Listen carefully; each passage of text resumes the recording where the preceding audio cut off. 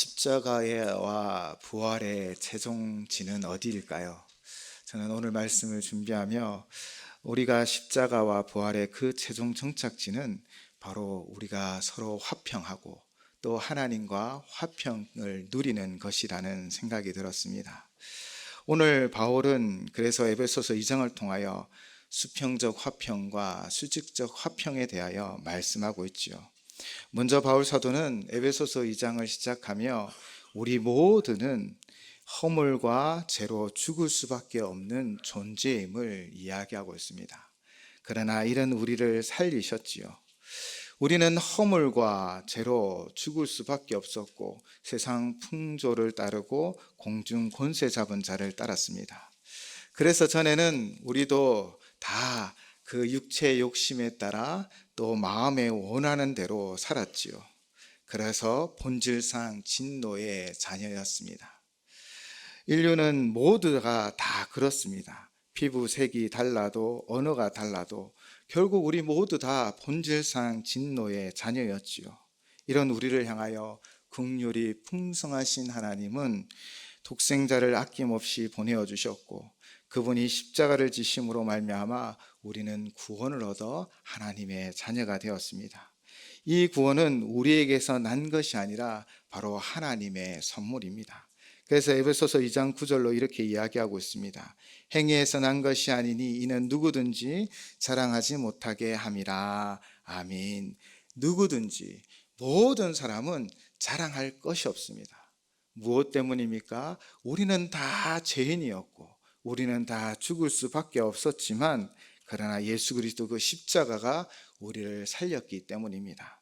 우리의 공로가 아닙니다. 우리의 행위가 아닙니다. 오직 은혜로 이 구원을 우리에게 주셨고 우리는 그 선물을 누리고 살아가고 있는 것이지요. 앞에서 말했듯 이 구원은 피부색과 또 언어와 상관이 없습니다. 모두가 다 죽을 죄인이었지만 예수 그리스도로 말미암아 구원을 얻었지요. 그런데 에베소서 교회에 문제가 있었던 것 같습니다. 이방인 그리스도인들과 유대인 그리스도인들 사이에 미묘한 갈등이 있었던 것입니다.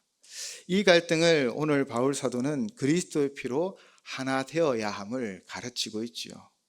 먼저 예수님의 십자가 이전에 이방인과 유대인들의 차이를 말하고 있습니다. 11절에서 13절까지입니다.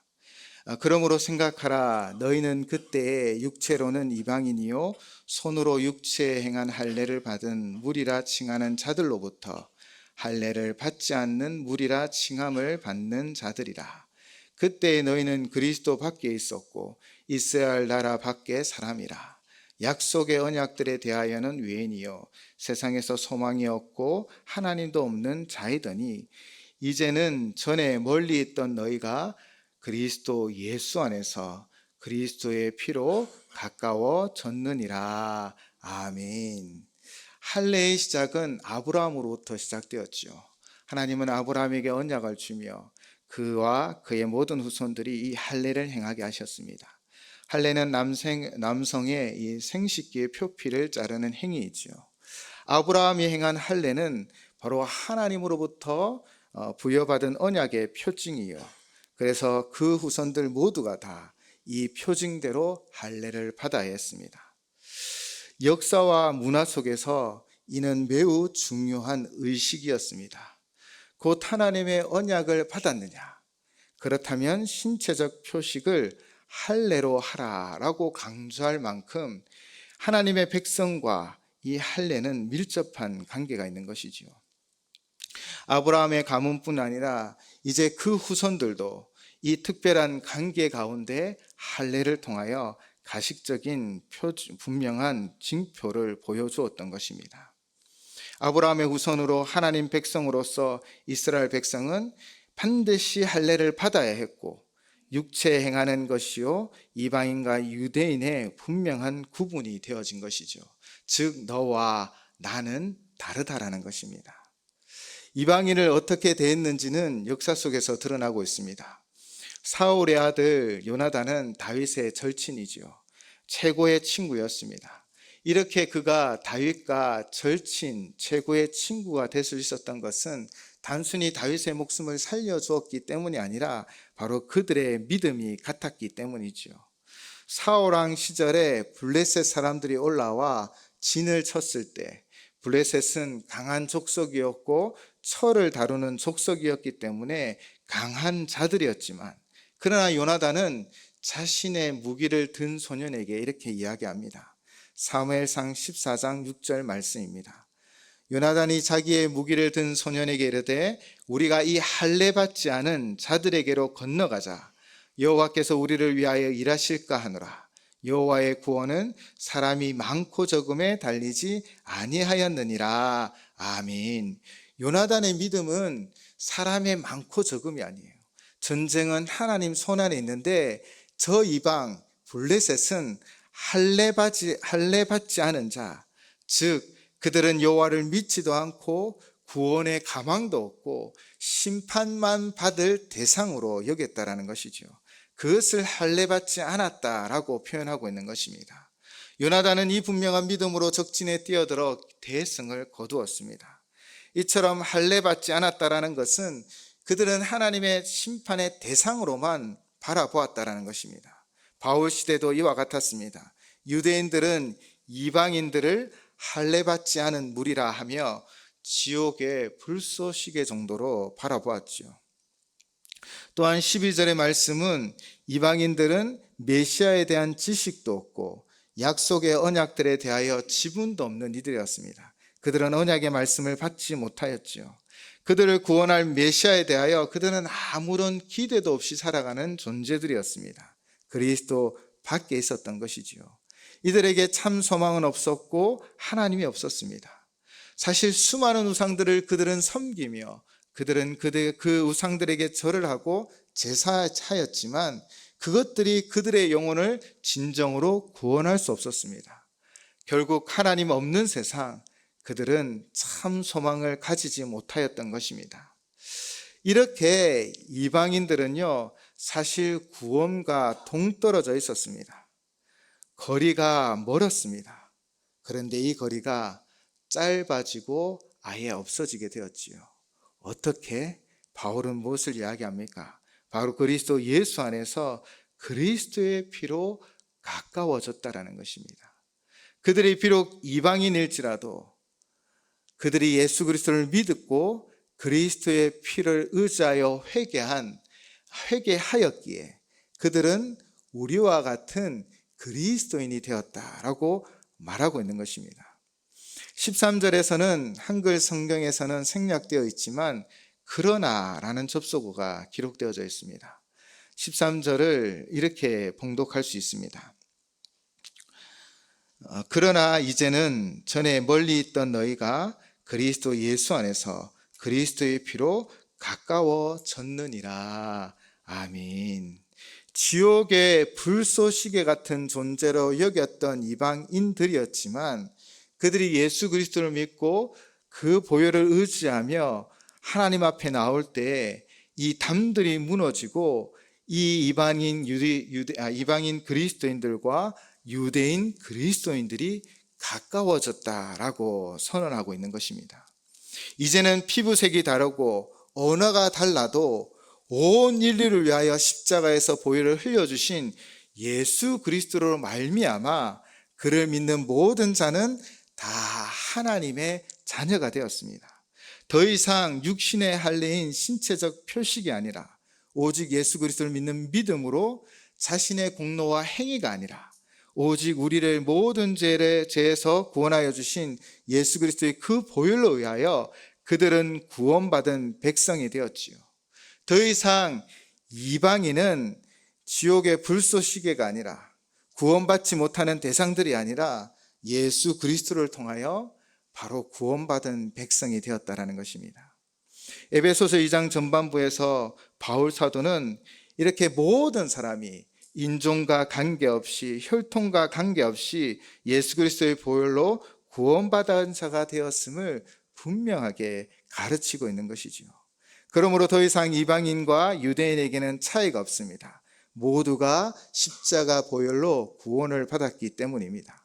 바울 사도는 14절 15절로 그리스도 안에서 우리 모두가 한 백성임을 이렇게 선포하고 있습니다.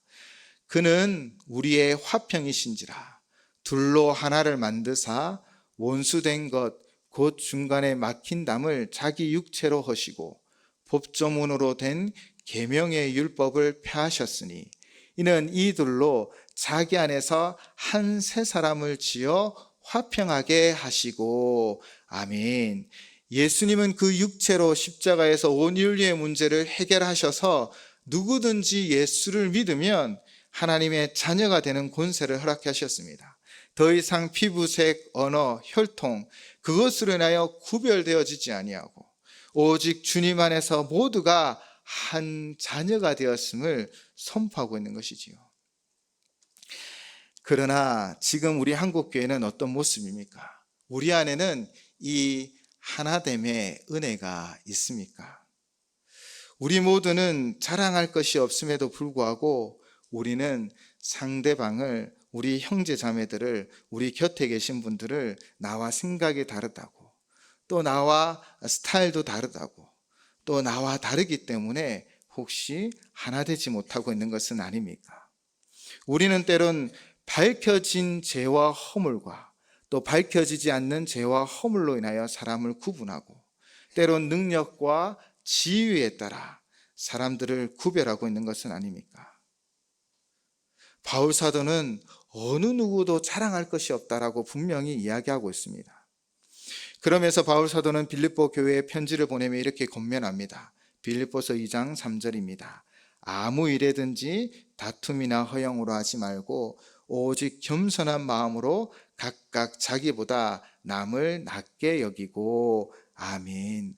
오직 겸손함으로 남을 나보다 낮게 여겨야 한다라고 가르치고 있습니다. 그리고 골로새서 3장 11절입니다.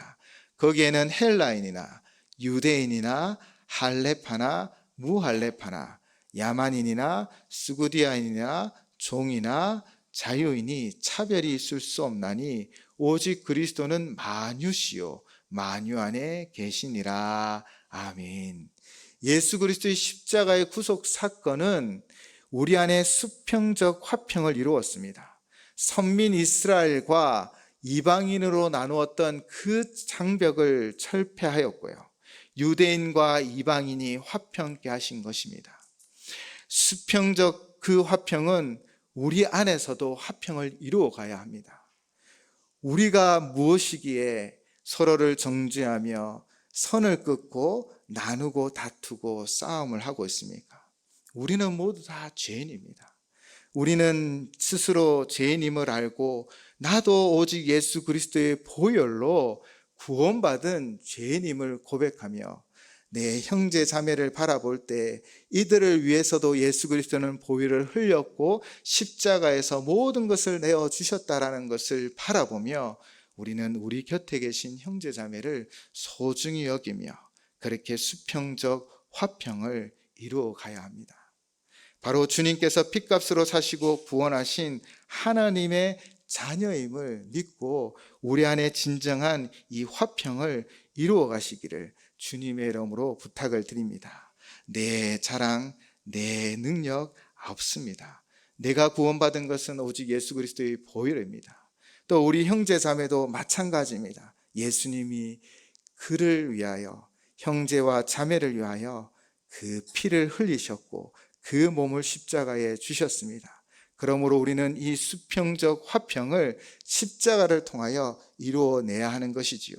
그리고 바울은 오늘 본문을 통하여 수직적 화평에 대해서도 말씀하고 있습니다. 오늘 본문 16절에서 18절까지 말씀입니다. 또 십자가로 이 둘을 한 몸으로 하나님과 화목하게 하려 하심이라.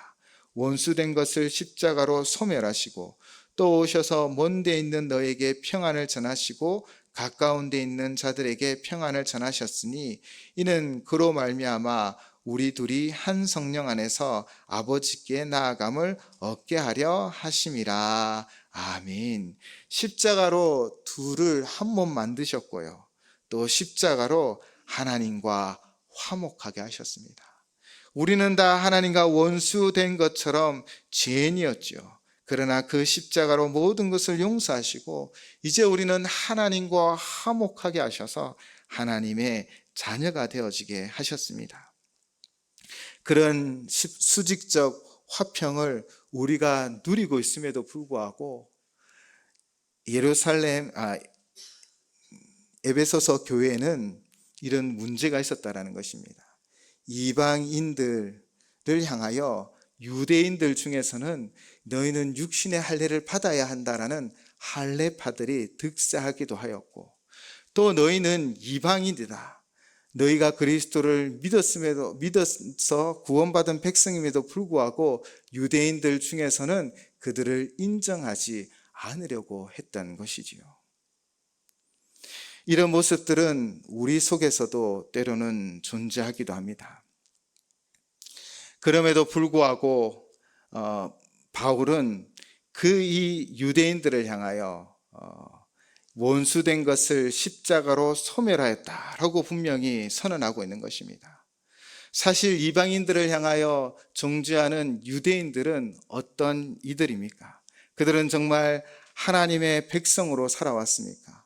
신명기를 묵상하면 약속의 땅 가나안에서 그들이 지켜야 할 하나님의 언약을 말씀하였습니다.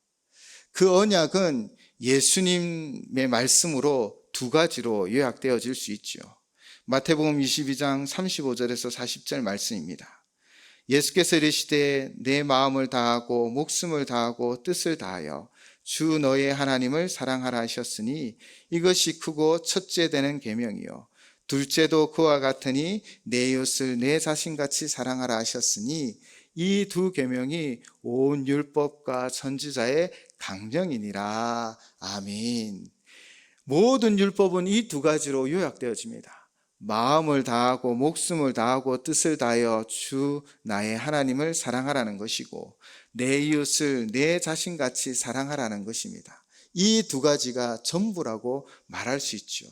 그러나 지금 이방인 그리스도를 향하여 차별을 시도하려는 이 유대인들은 스스로 선택받은 백성이었고 하나님의 언약의 율법을 가졌다라고 말을 하고 있지만 그러나 그들 속에 하나님을 사랑하고 내 이웃을 내 몸처럼 사랑해야 하였는지를 뒤돌아보아야 하는 것입니다. 결국 그들도 십자가의 사랑으로 용서받은 존재인 것입니다. 그럼에도 불구하고 아직도 유대인 그리스도인들이 이방인 그리스도를 향하여 선을 끊고 나누고 다투는 그 모습들을 향하여 바울은 오늘 이 십자가의 사랑이 우리를 새롭게 하고 우리를 하나 되게 하여 주심을 선포하고 있는 것입니다. 바로 십자가의 사랑은 죄인이 죄인됨을 깨닫게 하고 그 은혜로 나아가게 하는 것입니다. 그리고 은혜를 받은 우리는 그 은혜로 나의 형제 자매를 사랑하며 나아가셔야 하죠. 우리가 그 십자가의 사랑으로 사랑하고 그 은혜를 나눌 때 오늘 17절의 말씀이 우리의 공동체 가운데 이루어질 줄을 믿습니다. 17절 말씀 세 번역으로 제가 봉독하겠습니다. 그분은 오셔서 멀리 떨어져 있는 여러분에게 평화를 전하셨으며 가까이 있는 사람들에게도 평화를 전하셨습니다. 아멘.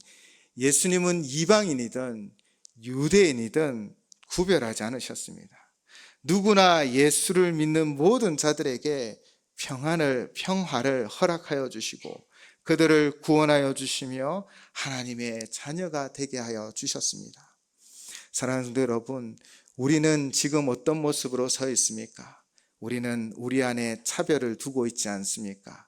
나와 다르다고, 내 생각과 다르다고, 어떤 능력과 사회적 지위가 다르다고. 우리도 예수 그리스도 안에서 나도 죄인이요, 우리 모두는 다 죄인이었으나 예수 그리스도로 구원받은 한 가족임을 믿고 서로 사랑하시기를 주님의 이름으로 부탁을 드립니다. 바울은 18절로 이렇게 말합니다. 이는 그로 말미암아 우리 둘이 한 성령 안에서 아버지께 나아감을 얻게 하려 하심이라. 아멘. 바울은 무엇을 이야기하고 있습니까? 성령 안에서 우리 둘이 하나가 되었다고 합니다. 고린도전서 12장 3절입니다. 그러므로 내가 너에게 알리노니 하나님의 영으로 말하는 자는 누구든지 예수를 저주할 자라 하지 아니하고 또 성령으로 아니하고는 누구든지 예수를 주시라 할 수 없느니라. 아멘. 예수를 구주라 고백하는 이들에게 성령 하나님이 함께 하심을 믿습니다. 성령 하나님은 우리를 인도하여 주시지요. 우리 가운데 은혜를 베푸시고 또 성령 하나님은 아버지께 나아감을 얻게 하십니다. 18절의 나아감은 이 원어의 의미를 찾아보면요, 왕을 만날 허가를 받고 왕 앞에 자유롭게 나가는 권리를 가졌다라는 의미가 있습니다. 우리가 알고 있듯 과거에는 왕 앞에 함부로 나아가지 못했습니다. 그래서 에스더는 죽으면 죽으리라 결심하며 왕 앞에 나아갔던 것이지요. 그러나 이제 예수 그리스도를 믿고 그 보혈의 피로 용서받아 원수가 아닌 하나님의 자녀된 우리는, 또 우리 안에 있는 성령 하나님은 우리를 하나님께로 이끌어 가십니다. 그분의 보좌 앞에 담대히 나아가게 하십니다. 히브리서 4장 16절입니다. 그러므로 우리는 긍휼하심을 받고 때를 따라 돕는 은혜를 얻기 위하여 은혜의 보좌 앞에 담대히 나아갈 것이니라. 아멘. 우리는 그 은혜의 보좌 앞에 담대히 나아갈 수 있습니다. 그분으로부터 오는 흘러나오는 그 은혜를 충만하게 누릴 수 있는 것입니다. 이 은혜를 누릴 수 있는 자가 누구입니까? 바로 예수 그리스도의 그 보혈의 피로 용서함 받고 바로 하나님의 자녀가 된 우리입니다. 이것은 이방인도 유대인도 다 같다라는 것입니다. 19절로 바울 사도는 이렇게 이야기합니다. 그러므로 이제부터는 너희는 외인도 아니요 나그네도 아니요 오직 성도들과 동일한 시민이요 하나님의 권속이니라. 아멘. 예수를 믿는 우리 모두는 성별, 나이, 직업, 외모에 관계없이 하나님의 성도가 되었습니다. 거룩한 무리가 되었습니다. 그리고 하늘나라의 시민이 되었고요, 하나님의 권속, 즉 하나님의 가족이 되었습니다. 그러므로 여러분 또 우리 모두는 하나님의 보호하심과 인도하심 가운데 살아가게 되었음을 믿습니다. 이것은 우리의 공로가 아니지요. 오직 십자가입니다. 그래서 이 십자가는 우리 안에 이 수평적 화평을 이루어 같은 성도가 되게 하고 같은 하늘나라의 시민이 되게 하여 주셨습니다. 그리고 이 십자가는 수직적인 화평을 이루어 하나님의 권속, 하나님의 가족이 되어지도록 하여 주신 것이지요.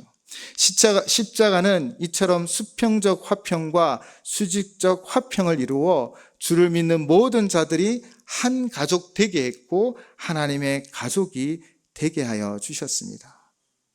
우리의 모습이 달라도, 우리의 형편이 달라도, 우리는 다 다르지만 오직 십자가의 그 피로 말미암아 우리는 한 가족이 되었습니다. 그리고 그 십자가의 피로 말미암아 우리는 하나님의 가족이 되었음을 믿습니다. 이 은혜가 우리 공동체 안에 충만해야 합니다. 더 이상 우리는 우리 곁에 있는 분을 그냥 타인으로 바라보는 것이 아니라 바로 십자가의 사랑을 입은 존귀한 자로 바라보며 한 마음 한 뜻을 이루는 한 가족이 되어져야 합니다. 그리고 우리 모두가 하나님의 가족임을 믿고 하나님의 그 은혜를 누리며 살아가시기를 주님의 이름으로 축원을 드립니다. 그리고 바울 사도는 20절로 말하고 있습니다. 너희는 사도들과 선지자들의 터 위에 세움을 입은 자라. 그리스도 예수께서 친히 모퉁이돌이 되셨느니라. 아멘. 사도들과 선지자들의 터란 사도들의 가르침과 선지자들의 예언들을 모두 합하여 말하는 것이지요. 바로 말씀 위에 세움을 입었다라는 것입니다. 우리는 말씀 위에 세움을 입었고 세워가고 있습니다. 이 말씀 위에 세움을 입었고 세워가는 우리에게 가장 중요한 주춧돌이 되어주시는 분이 바로 예수님, 그분이 모퉁이들이 되어주셨다라는 것입니다. 모퉁이돌은 모든 건물의 기초와 형태를 결정짓고 동시에 벽들을 세우는 기준이 되어지는 아주 중요한 초석이 되어지지요. 바로 예수 그리스도가 이 모퉁이 돌이 되어 주셔서 우리를 세워가고 있음을 믿습니다. 이제 바울 사도는 21절로 22절 마무리하고 있죠.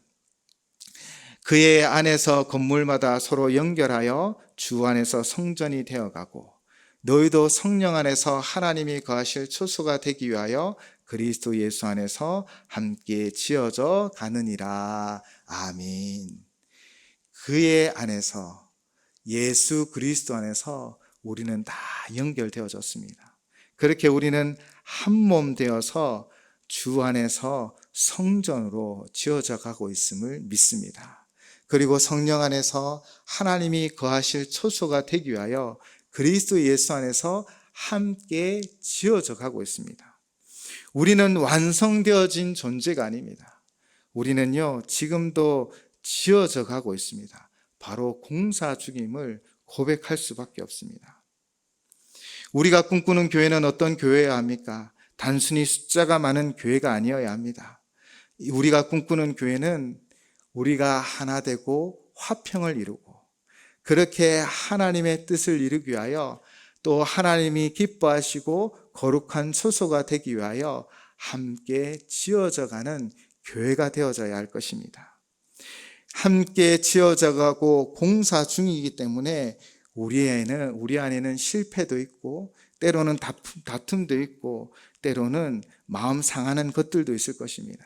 그러나 우리가 낙심할 필요가 없는 것은 바로 성령 하나님이 우리 안에서 역사하셔서 우리를 성장시켜 갈 것이고 실패와 그 어려움을 딛고 일어서게 하여 주실 것이기 때문입니다. 그것이 바로 부활의 능력이지요. 오늘도 부활하신 주님은 우리 공동체를 세워가 주실 줄을 믿습니다. 사랑하는 성도 여러분, 우리는 그 십자가와 부활의 신앙을 쫓아가며 수평적 화평을 이루기 위하여 노력하셔야 합니다. 내 이웃을 내 몸처럼 사랑하셔야 합니다. 나 같은 죄인을 살리신 주님이 우리 형제 자매들을 살려주셨음을 믿고 수평적 화평을 이루어가는 공동체가 되시기를 주님의 이름으로 축원을 드립니다. 또한 우리는 계속적으로 지어져 가고 있습니다. 바로 우리의 공동체가 하나님의 뜻에 합하고 하나님 영광 돌려지는 공동체로 세워져 가고 있음을 믿고 주와 함께 늘 동행하는 우리 모든 성도님 되시기를 주님의 이름으로 축원을 드립니다. 기도하시겠습니다.